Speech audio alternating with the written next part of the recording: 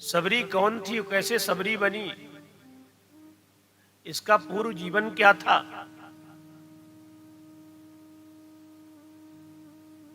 रामचरितमानस में ऐसा उल्लेख शायद नहीं है कि पूर्व जीवन में सबरी कौन थी, पर सबरी जो भी रही हो, पर जिसके द्वारा भगवान का पता लगता हो,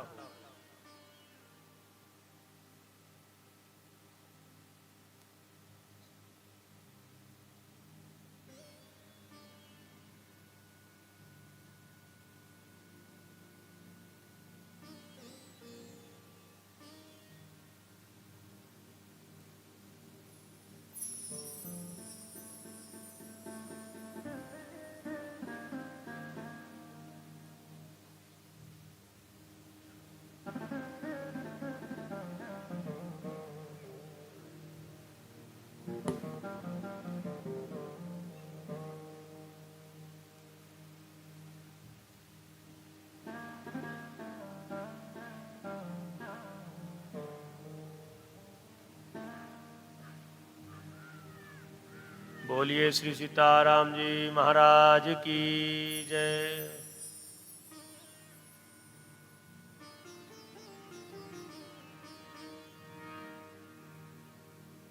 सबरी की चर्चा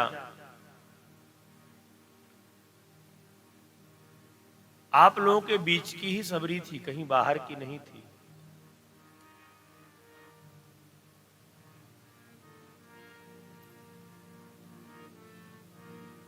और वो इतने ऊंचाई पर कैसे पहुंच गई? सबरी का पूर्व जीवन क्या था?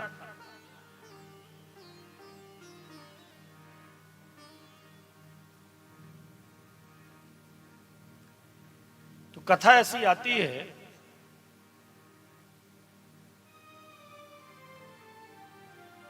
कि सबरी पूर्व जीवन में एक रानी थी।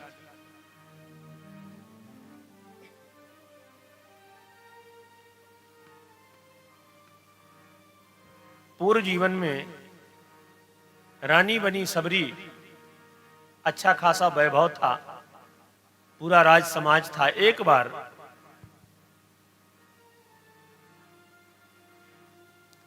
वह राज परिवार तीर्थराज प्रयाग गया माघ के महीने में। और जब माघ के महीने में तीर्थराज प्रयाग गया, वहां सुंदर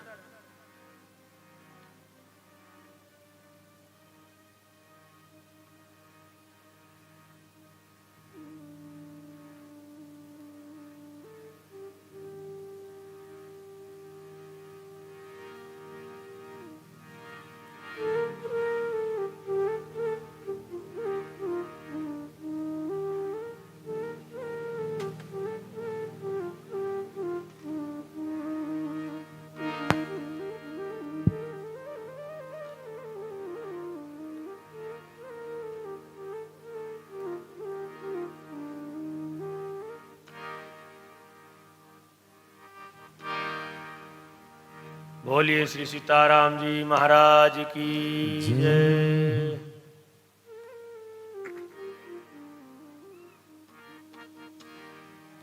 भक्ति बीज पलटे नहीं, जो जुग जाई अनंत। ऊंच नीच घर उपजी है, पर हो ये संत को संत। संत का संत ही होता है। वह राज परिवार जब तीर्थराज प्रयाग गया और तीर्थराज प्रयाग जाकर के वहां राजा के अनुकूल सुंदर शिविर लगाया गया, सारी व्यवस्थाएं हुई। अब जब तीर्थराज प्रयाग में रानी ने देखा कि यहां तो जगह जगह संतों की टोली बैठी हुई है, बड़े बड़े महात्मा झांझ मजीरा लिए हुए, करतार लिए हुए, ढोल लिए हुए भगवान का संकीर्तन कर रहे हैं, नाच रहे हैं, गा रहे हैं, भक्ति से ओतप्रोत होकर के झूम रहे हैं।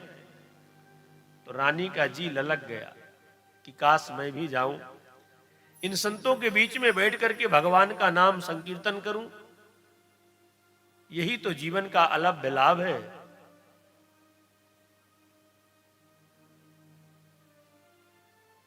अब रानी की बड़ी उत्कंठा हुई संतों के बीच में बैठने की, गाने की, जाने की। और जब राजा आए तो राजा से रानी ने आग्रह किया कि हे महाराज, यदि आपकी आज्ञा हो तो मैं भी जाऊं, जीवन का लाभ प्राप्त करूं। राजा ने कहा, बात तो ठीक कह रही हो तुम, पर जो तुम राजरानी हो, एक राज मर्यादा तुम्हें साधारण व्यक्ति की तरह जाने की अनुमति नहीं दे रही। राजा ने रानी को जाने से मना कर दिया। अब राजा ने मना तो कर दिया, पर रानी के भक्ति का उद्रेक बढ़ता गया। अब रानी से रहा नहीं जा रहा। रानी को लगा कि धिक्कार है ऐसा रानी बनने को जो भगवान के भजन में बाधक हो, भगवत प्राप्ति में बाधक हो। ऐसे रानी से क्या प्रयोजन। और इतना भक्ति का उद्रेक रानी के अंदर बढ़ा कि रानी सहन नहीं कर पाई और आखिर में अर्धरात्रि के समय में रानी उस शिविर को छोड़कर निकल गई। सारा राज परिवार सो रहा था, सब कर्मचारी सो रहे थे। चुपचाप रानी पीछे के दरवाजे से निकल गई। सामने देखा तो तीर्थराज प्रयाग का वो संगम दिख रहा था, जहां पर त्रिवेणी है। उस त्रिवेणी में जाकर के रानी कंठ के बराबर जल में प्रवेश कर जाती है और कहा, हे तीर्थराज प्रयाग, आज मैं आत्महत्या जैसे पाप कर रही हूं, मुझे क्षमा कर देना। बस एक ही प्रार्थना आपसे है कि मुझे छोटे से छोटे घर में जन्म दे देना, नीच से नीच घर में जन्म दे देना, पर रानी मत बनाना। इतना कह करके वो रानी अथाह जलराशि में समा गई। सवेरा हुआ, शिविर में रानी को ना पा करके कोहराम मच गया। सैनिक छोड़े गए चारों तरफ। कहीं रानी का जब शरीर नहीं मिला तो गंगा में जाल डाला गया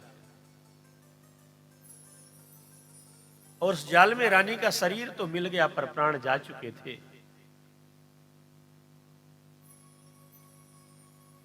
वही रानी समय आने पर भील राजा की कन्या बनती है, जिसे हम भीलनी के नाम से जानते हैं। जो पिछले जन्म में राजरानी थी, इस जन्म में भील कन्या बनी।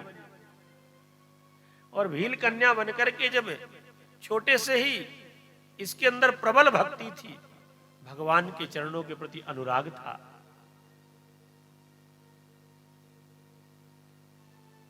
बहकी बहकी बातें करना माता पिता को चिंताप्रद था। पिता ने देखा कि इतनी बड़ी हो गई है, 12-14 साल की हो रही है और अभी भी बच्चों जैसी बातें करती है, इसका ब्याह कर देते हैं। किसी अच्छे खासे पुरुष से इसका ब्याह हो जाएगा तो कुछ जिम्मेवारी आ जाएगी।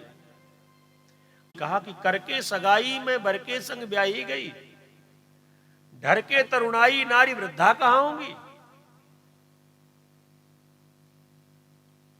मर के धरूंगी जन्म जन्म के मरूंगी, फिर लेके शरीर यहां केती बार आऊंगी।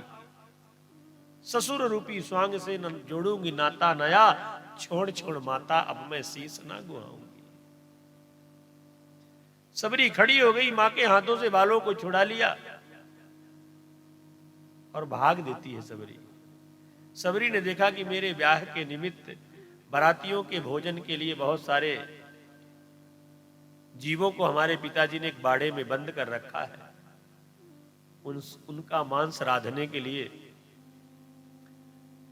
तो सबरी जब भागने लगी तो उस बाड़े का दरवाजा खोल दिया, तो सारे जीव जो बंधे थे सब उसके अंदर थे, सब भाग गए।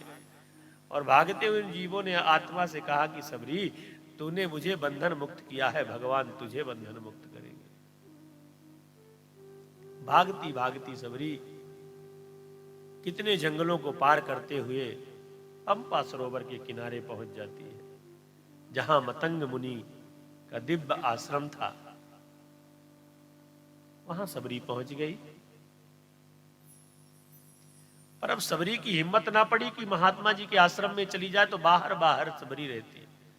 दूर दूर आश्रम के एक आश्रम का सहारा उसे मिल गया कि यहां महात्मा लोग रहते हैं, इन्हीं के सहारे में रह लूंगी। तो दूर दूर रहती थी, बाहर बाहर पूरा दिन पेड़ में चढ़ी रहती, शाम के वक्त नीचे उतरती, मन में सोचती कि कौन सी सेवा करूं मैं। तो उसने देखा कि इस रास्ते से महात्मा लोग जाते हैं, आगे सरोवर है, वहां स्नान करने। तो सबरी ने सोचा कि क्यों ना मैं इसी रास्ते को ही साफ कर दूं, कुछ तो सेवा लग जाए हमारी। ये भगवान के भक्त हैं, जब भक्तों की सेवा करूंगी तो मेरी अर्जी भगवान तक पहुंच जाएगी।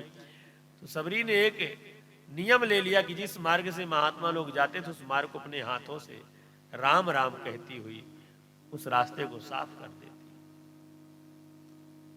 ऋषियों ने देखा कि ये रास्ता कौन साफ करता है, और नित्य प्रति इसमें सफाई रहती है। तो ताड़ना प्रारंभ किया।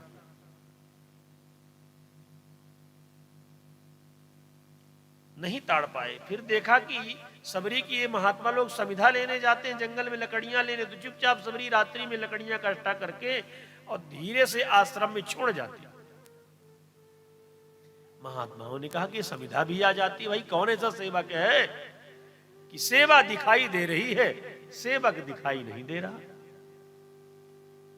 आज का समय बड़ा उल्टा है, सेवा नहीं दिखाई देती, केवल सेवक दिखाई देते। पर ऋषियों ने सोचा कि कौन है, सेवा दिख रही है, सेवक नहीं दिख रहा, इसे देखना चाहिए। जब देखा कि एक दिन सबरी बस लकड़ी का गट्ठा आश्रम में पटक के भागने वाली थी, तब तक मतंग ऋषि के सेवकों ने देख लिया, रुको रुको रुको। सबरी ने सोचा अब डांट पड़ेगी, मैंने आश्रम में प्रवेश किया, इनका आश्रम अपवित्र हो गया। तो सबरी और जोर से भागी, आखिर उन ऋषियों ने पकड़ लिया सबरी को। सबरी कांपने लगी, बाबा क्षमा कर दो। कहा क्षमा की बात नहीं है, मेरे गुरुदेव ने तुम्हें याद किया। सबरी को पकड़ करके गुरुदेव के पास ले गए। मतंग ऋषि के पास जब सबरी गई, भीलनी थी, एक परत और भी मैल जम गई थी शरीर में। कांपती हुई सबरी खड़ी। मतंग ऋषि ने कहा, बेटी तुम कौन हो, कहां रहती हो? सबरी ने कहा, बाबा मैं भीलनी हूं। कहां रहती हो? बस आपके आश्रम के थोड़ी दूर में वृक्षों के डालियों में अपना जीवन बिता लेती हूं।